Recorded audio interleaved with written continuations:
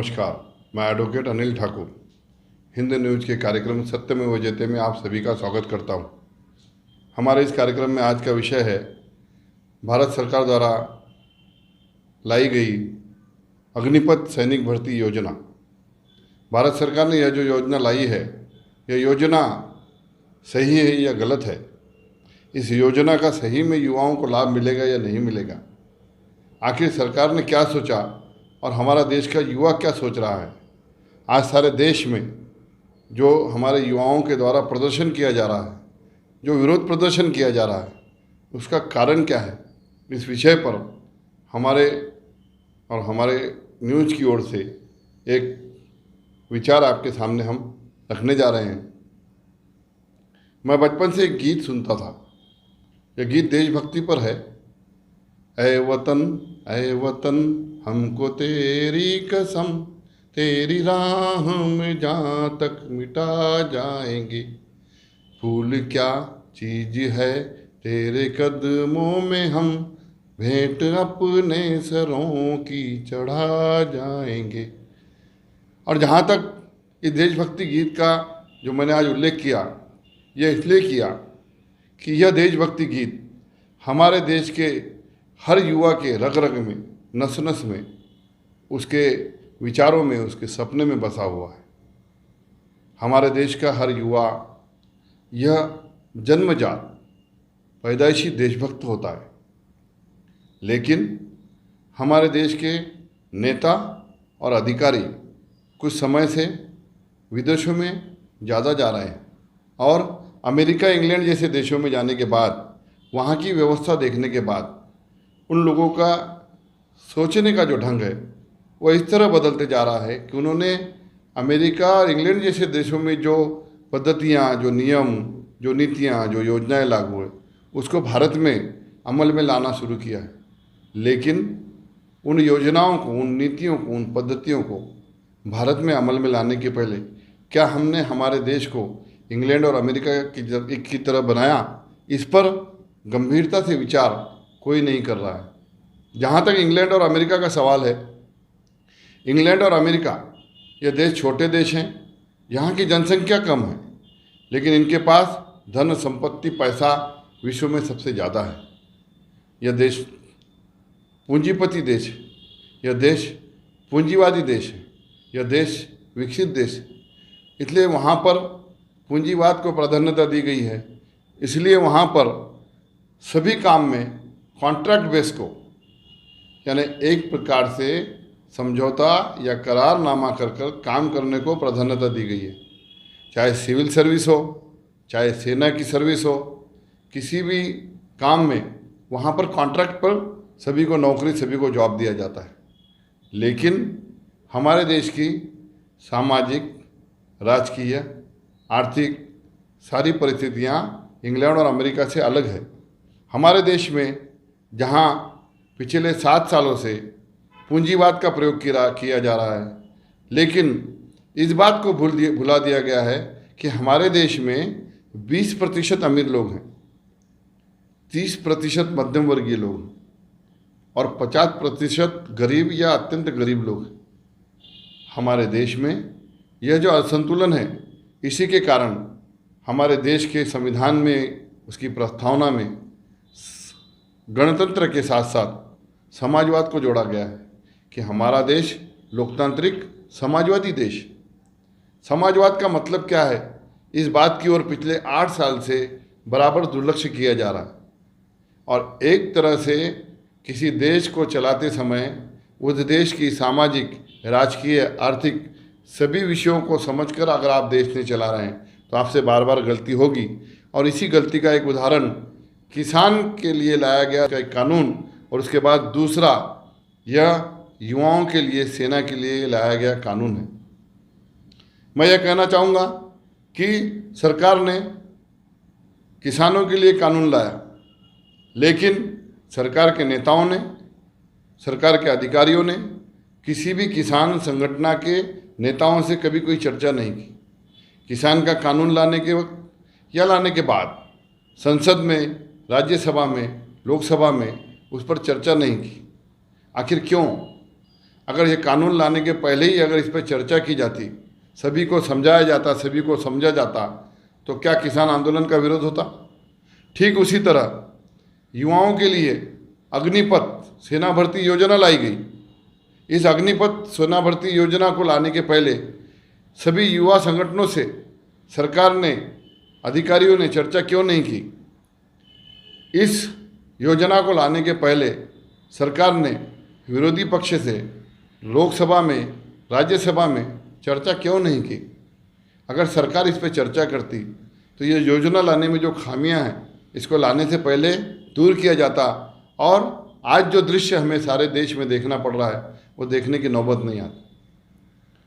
हम ये कहना चाहेंगे कि ये जो अग्निपथ सैनिक भर्ती योजना लाई गई है, इससे देश के युवाओं का देशभक्ति के प्रति जज्बा बढ़ा है या कमज़ोर हुआ है? मैं आपको कहना चाहूँगा कि अमेरिका, इंग्लैंड में कॉन्ट्रैक्ट बेस पे सेना में जाने वाले सैनिक अपना कॉन्ट्रैक्ट पूरा करने के चिंता में लगे रहते हैं। कॉन्ट्रैक्ट पूरा होते ही वो सेना को छोड़ देते हैं और अपने घर पे चले जाते हैं। हमारे देश में, हमारे देश का युवा अगर सेना में जा रहा है और अगर वो सैनिक बनना चाह रहा है तो उसे कॉन्ट्रैक्ट नहीं चाहिए। वो इसे अपना धर्म समझता है, इसे अपना कर्म समझता है। इसके लिए वो अपनी जान, अपना परिवार, सब कुछ त्यागने के लिए तैयार रहता है। सोच में, समझ में और मानसिकता में दूसरे देशों के युवाओं में और भारत के युवाओं में ज़मीन आसमान का अंतर है। और यहीं पर सरकार की चूक हो गई। सरकार की यही गलती है कि वह यह नहीं समझ पाई कि भारतीय युवा मन, भारतीय युवा दिमाग क्या है और विदेशी युवा मन और विदेशी युवा दिमाग क्या है। और इसी चूक का परिणाम शायद हमें ये देखना पड़ रहा है। अग्निपथ सैनिक भर्ती योजना क्या है? सरकार ने इस योजना को लाया, युवाओं को बताया कि आपको हम रोजगार दे रहे हैं। पिछले 2 साल से सेना की भर्ती बंद है। सेना की भर्ती की तैयारी में जो युवकों ने अपना तन मन धन दिया, तैयारी की, वो इसी राह में, इसी इंतजार में थे कि अब सेना की भर्ती की शुरुआत होगी और हम लोग सेना में जाएंगे। लेकिन हुआ क्या? अग्निपथ सैनिक भर्ती योजना लाई गई और युवाओं से कहा गया कि आपको 4 वर्ष के लिए सेना में लिया जाएगा। 4 वर्ष आपको, प्रथम वर्ष 33,000 रुपये, द्वितीय वर्ष 36,000 रुपये और तृतीय वर्ष 39,000 रुपये, इस प्रकार वेतन दिया जाएगा। इस वेतन में से कुछ पैसे काटकर, जैसे अंदाजन 10,000 रुपये वेतन काटकर, उन पैसों को जमा कर आपको अंत में 4 वर्ष बाद 11,71,000 रुपये देकर आपको सेना से निवृत्त कर दिया जाएगा, रिटायर कर दिया जाएगा। अब आप बताइए, जो युवक अपना जान, अपना परिवार देश के लिए त्यागना चाहता है, वो 4 साल के लिए अगर कॉन्ट्रैक्ट बेस पे सेना में भर्ती होगा तो क्या उसमें देशभक्ति का जज्बा रहेगा? 2 साल की ट्रेनिंग के बाद सिर्फ 2 साल की पोस्टिंग में युद्ध हो या ना हो, वो तो यही चाहेगा कि अब ये 4 साल पूरे हों और मैं सेना से चला जाऊं। और अगर युद्ध भी हुआ तो कॉन्ट्रैक्ट बेस पे आने वाला युवक यह सोचकर कि अब मुझे 1 साल बाद घर जाना है, मैं अपनी जान क्यों दूं, क्या वो युद्ध लड़ेगा?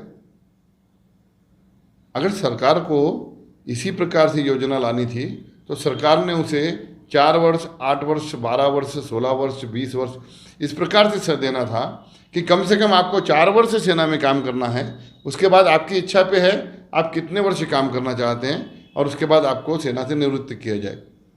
यही सरकार चूक गई। युवाओं का भविष्य सेना में रहने के बाद और सेना छोड़ने के बाद क्या होगा, इसको सरकार समझने में चूक गई। मैं आपको बताना चाहूँगा कि एक युवक जब सैनिक बनता है, जब उसके दिल दिमाग में देशभक्ति रहती है, जब वो मरने के लिए आमादा होता है, देश के लिए शहीद होने के लिए आमादा होता है, और जब वो अपनी सर्विस पूरी करता है, उसके बाद जब वो सिविल लाइफ में आता है, तब वो सिविल लाइफ में सिविलियंस की तरह नहीं जी पाता। वो यहाँ के भ्रष्टाचार, यहाँ की नीतियाँ, यहाँ की जो भी लोगों की पैसा कमाने की जो भी सिस्टम है, जो भी पद्धति है, जिस तरीके से लोग काम करते हैं, वो उसमें एडजस्ट नहीं हो पाता, वो समझौता नहीं कर पाता। उसके दिमाग में कहीं ना कहीं देशभक्ति, ईमानदारी, देश के लिए लड़ना, समाज के लिए लड़ना, यह विषय होता है। और ऐसा सेना से आया हुआ युवक व्यापार नहीं कर पाता। किसी जगह नौकरी भी करता है तो वहाँ भी सब दृश्य देखकर, वहाँ का सारा जो है ऑफिस का कामकाज देखकर कहीं ना कहीं वो बेचैन रहता है। इन कहने का साफ मतलब है कि जिसके दिमाग में देशभक्ति का जज्बा है वो कैसे वापस आकर फिर से अपने आप को सिविल लाइफ में वो एडजस्ट कर पाएगा। और जब वो सिविल लाइफ में एडजस्ट नहीं कर पाएगा तो 4 साल आने के बाद वो क्या करेगा। सरकार ने कहा है कि 17.5 साल का युवक सेना में भर्ती होगा। आपको ग्रेजुएट भी करना है तो कम से कम 20 से 21 साल की उम्र तक आपको ग्रेजुएशन करने के लिए लगते हैं। बच्चे ग्रेजुएट नहीं होंगे, पदवी प्राप्त नहीं करेंगे, सीधा सेना में जाएंगे तो सेना के से निकलने के बाद वो क्या बनेंगे? चौकीदार। क्या करेंगे? चौकीदारी। आप उनको सेना से निकलने के बाद क्या बनाएंगे? चौकीदार। सरकार का विषय है कि सरकार ने सोचना चाहिए कि बच्चे 21 साल तक पढ़ें, वो अपना ग्रेजुएशन पूरा करें, वो डिग्रियां ले, उसके बाद 21 से 25 साल में उनकी भर्ती हो। उसके बाद जिसे 4 वर्ष काम करना है वो 4 वर्ष करे, जिसे 8 वर्ष करना है 8 वर्ष करे, जिसे 20 वर्ष करना है वो 20 वर्ष अपनी सेवा दे। और जब भी वो वहाँ से वापस आए तो अपनी डिग्री, अपने पढ़ाई के दम पर उसे यहाँ के अन्य सिविल सर्विसेज में, पुलिस में आरक्षण मिले और वहाँ उसे नौकरी मिले। इस विषय पे सरकार ने सोचा ही नहीं, सिर्फ आश्वासन दिया जा रहा है। पहले दिन कहा गया है कि 17.5 साल से 21 साल तक भर्ती की उम्र होगी। फिर 2 दिन के युवाओं के विरोध के बाद सरकार ने कहा कि 23 साल की उम्र तक भर्ती होगी। यही बात आपने इस योजना को लागू करने के पहले क्यों नहीं सोचा? आपने कैसे सोच लिया कि एक 17.5 साल का नाबालिग युवक जिसका वजन AK-47 राइफल के इतना है वह फौज में कैसे जाएगा? उसे परिपक्व तो होने दीजिए, उसके बाद उसे लीजिए। लेकिन सरकार यहाँ चूक गई। सरकार चूक गई और सरकार की ये चूक युवाओं के समझ में आ गई। आज जो युवा विरोध प्रदर्शन कर रहे हैं वो कहीं भी गलत नहीं है। सरकार के द्वारा पाली गई एक मीडिया है और वो मीडिया का काम है कि सरकार कुछ भी करे वो सिर्फ उसकी वाहवाही करे और ज़बरदस्ती उसे जनता को समझाने का काम करे। और सरकार की सिर्फ मीडिया नहीं, एक संगठन और सरकार के राजकीय पक्ष के सारे नेता और कार्यकर्ता, इन्होंने पिछले 8 साल से यही एक धोरण बना लिया है, एक नीति बना ली है कि सरकार चाहे सही करे या गलत करे, उसे जनता के गले में ज़बरदस्ती उतारना है, यानी उतारना है। पहले राजा महाराजा हुआ करते थे, उनके दरबार में भांड हुआ करते थे और राजा कुछ भी करता तो भी वो राजा की स्तुति गान गाते थे। राजा अगर ढपोर भी देता तो भी वो स्तुति गान गाते थे कि राजा ने ढपोरा है, सुगंध फैल गई है राज्य में। आज वही अवस्था हमारे देश की, हमारे सरकार की हो गई। सरकार कोई भी निर्णय ले ले, सरकार कोई भी योजना लागू कर दे, सरकार किसानों के लिए कोई भी कानून लागू कर दे, कुछ मीडिया वाले जो सरकार के लिए भांड का काम कर रहे हैं, बोलना नहीं चाहिए पर आज इस वक्त ऐसा समय आ गया है कि उन्हें उनकी सच्चाई, उनकी औकात बताना ही पड़ेगा और वो उसको सही ठहराने के लिए रात दिन एक कर रहे हैं। अब आप बताइए, किसान कानून लागू किया गया था, किसानों ने उसका विरोध किया तो किसानों को देशद्रोही कहा गया। अब कल अग्निपथ सैनिक भर्ती योजना लागू की गई, युवाओं ने उसका विरोध किया है। अब ये सारे युवा देशद्रोही हैं जो कल तक देश के लिए मरने के लिए, देश की सेना में जाने के लिए तड़प रहे थे, आज क्या उन्हें आप देशद्रोही ठहरा देंगे? कहीं ना कहीं सरकार, उसकी नीतियाँ ये चूकते जा रही है। हमारा देश पूंजीवादी नहीं है, हमारा देश ये पूंजीवाद की नीति से नहीं चल सकता। हमारे देश में अगर आप देखेंगे तो अमीर सिर्फ अमीर होता जा रहा है, गरीब गरीब होता जा रहा है। इनके बीच की दूरी बढ़ रही है और इसका कारण है कि देश में सामाजिक संतुलन, आर्थिक संतुलन, पूंजीवाद, समाजवाद, यह संतुलन बनाया नहीं जा रहा। उलट पिछले 8 साल में इस संतुलन को बिगाड़ दिया गया है और उसी का दुष्परिणाम है कि आज युवा इतने नाराज हैं। इसी सरकार ने चुनाव में घोषणा दी हर साल 2 करोड़ नौकरियां देंगी। इसी सरकार ने और भी कई वायदे, कई आश्वासन दिए। हमें राजनीति नहीं करना है, लेकिन हम कहना चाहते हैं कि 2 करोड़ नहीं, सिर्फ 10 लाख भी अगर नौकरी देनी है तो आपने नियम क्यों बदला? जो नियम आज तक लागू था उसी नियम पे सेना में भर्ती आप क्यों नहीं कर रहे हैं? और अगर आपको सेना में पेंशन देने की कठिनाई हो रही है, सेना के साहित्य देने में कठिनाई हो रही है, तो आप बाकी चीज़ों में कटौती क्यों नहीं करते? आप 3,000 5,000 करोड़ के पुतले क्यों बिठाते हैं? आप पूरे नेतागण, पूरे मंत्री, चाहे केंद्र के हों चाहे राज्य के हों, आपके ऊपर रोजाना कितना करोड़ कितना अरब रुपया खर्च हो रहा है, इसकी कटौती क्यों नहीं करते? आपके जो अधिकारी हैं पूरे देश में, उनके ऊपर कितना सरकार का पैसा खर्च हो रहा है, उनके रहने में, ऐशो आराम में, उनके वाहनों में, उनके सुविधा में, सुरक्षा में, उसमें आप कटौती क्यों नहीं करते? अगर आप इसमें कटौती करेंगे तो आप इन बच्चों को, इनको पूरी नौकरी, पूरी ज़िंदगी की नौकरी देकर इन्हें पेंशन भी देंगे, पगार भी दे सकेंगे, सब कुछ कर सकेंगे। लेकिन नेताओं के ऐशो आराम में, अधिकारियों के ऐशो आराम में आपको कटौती नहीं करना है। आपको मंत्रियों, सांसद, आमदारों को तकलीफ नहीं देना है, लेकिन देश के गरीबों की, देश के किसानों के बच्चों की ज़िंदगी आपको कौड़ियों दाम में लेना है। देखिए, ये देश के किसान और जवान, इनके लिए स्वर्गीय लाल बहादुर शास्त्री ने नारा दिया था, जय जवान जय किसान।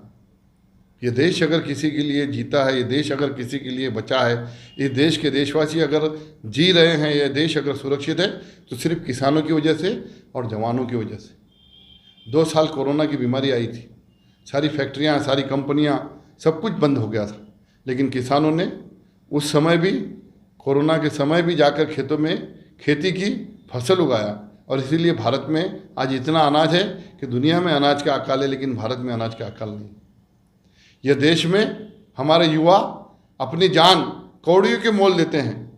कौड़ियों के मोल इसलिए कह रहा हूँ कि एक शिक्षक की, एक क्लर्क की पगार अगर आप सिविल सर्विस में देखेंगे तो 80 से 90 हज़ार रुपये है, लेकिन एक सैनिक की जो वेतन है वो सिर्फ 30 हज़ार रुपये है। सिर्फ 30 हज़ार, सिर्फ 40 हज़ार रुपये वेतन लेकर वो अपनी जान हथेली पर लेकर, कहीं कारगिल में 50 डिग्री टेम्परेचर नीचे, तो कहीं रेगिस्तान में 50 डिग्री टेम्परेचर ऊपर, अपनी जान हथेली पर लेकर देश की सुरक्षा करता है। अपने घर का अकेला पालने वाला कर्ता युवा होके, कर्ता पुरुष होकर भी वो अपनी जान हथेली पर लेकर अपनी जान देता है। उसके आने परिवार के भविष्य की वो चिंता नहीं करता है। और ऐसे क्षेत्र में जब कोई युवक, जब हमारे युवा आना चाहते हैं, तो आप इस प्रकार के नियम क्यों बना रहे हैं? क्यों उनकी भावनाओं के साथ खेल रहे हैं? क्यों उनके विचारों को, उनके सपनों को आप समाप्त करने पे तुले हुए हैं? और आप क्या चाहते हैं? जो सैनिक है उसके जीवन का कोई कीमत नहीं है। आपने जो योजना लाई है सिर्फ सैनिकों के रैंक के लिए लाई है, अधिकारियों के रैंक के लिए नहीं है। यानी अधिकारी एक अलग वर्ग हो गया और सैनिक सिर्फ जान देने के लिए एक मोहरा हो गया। उसकी जान की कीमत सिर्फ कौड़ियों के बराबर हो गई। ये कैसी नीति है और ये किस प्रकार की नीति है? और ऐसी नीति है तो क्यों है? इस पर सरकार ने गंभीरता से सोचना है। और सरकार जब तक इस पर गंभीरता से नहीं सोचेगी, युवाओं के दिल में दहक उठी आग शांत नहीं हो। यह जो अग्निपथ सैनिक भर्ती योजना है, इसमें सरकार दुरुस्ती करे, 4 वर्ष से लेकर 20 वर्ष तक के स्लैब दे, और जिसको जितने वर्ष सर्विस करना है कम से कम 4 वर्ष और अधिकतम उसका ऐच्छिक हो, इस प्रकार का नियम बनाए। सेना में 17-18 साल के बच्चों को भर्ती करके उनका भविष्य खराब न करें, उन्हें पदवीधर होने दें, उन्हें ग्रेजुएशन पूरा करने दें। 21 साल से लेकर 25 साल के युवाओं की भर्ती करें। सेना में जो युवक आ रहे हैं, सेना से निवृत्त होने के बाद, रिटायर होने के बाद, उन्हें उनके क्वालिफिकेशन के, उनके क्षमता के अनुसार नौकरी मिले, सिविल सर्विस में मिले या प्राइवेट कंपनी में मिले, या जहाँ भी सरकार देना चाहे उसमें उनको आरक्षण मिले। और जो युवा सैनिक अपना कार्यकाल पूरा करने के बाद सिविल लाइफ में आ रहे हैं, उसमें से अगर कोई अराजकता फैलाने का काम करता है, कोई गलत राह पे जाता है, तो उस पर कठोर कार्रवाई करने का भी नियम बनाए। यहाँ तक कि कानूनन तो उस पर कार्रवाई होगी, लेकिन उसने जो देश का पैसा लिया है सर्विस करते समय, सैनिक रहते हुए, सारा पैसा, सारा उसको दी हुई सुविधा नुकसान के साथ वापस ली जाए, ताकि सेना से वापस आने के बाद कोई युवक उसका गलत फायदा न उठाए। यह विषय अत्यंत गंभीर है। इस समय देश इस मोड़ पे है कि सरकार की एक नीति की वजह से किसानों में नाराज़गी है, और किसी भी तरह, किसी कारणवश किसान आंदोलन यह समाप्त हुआ, लेकिन उनके मन की नाराज़गी खत्म नहीं हुई। और अब देश का नौजवान वह नाराज़ हो चुका है। सारे देश में आज, सारे भारत के सभी राज्यों में नौजवान विरोध प्रदर्शन कर रहे हैं, और कुछ ज्ञानी उन्हें कह रहे हैं कि यह जो युवा वर्ग है, यह देश की सरकार की संपत्ति को नुकसान पहुंचा रहा है। तो ये देशभक्त नहीं है।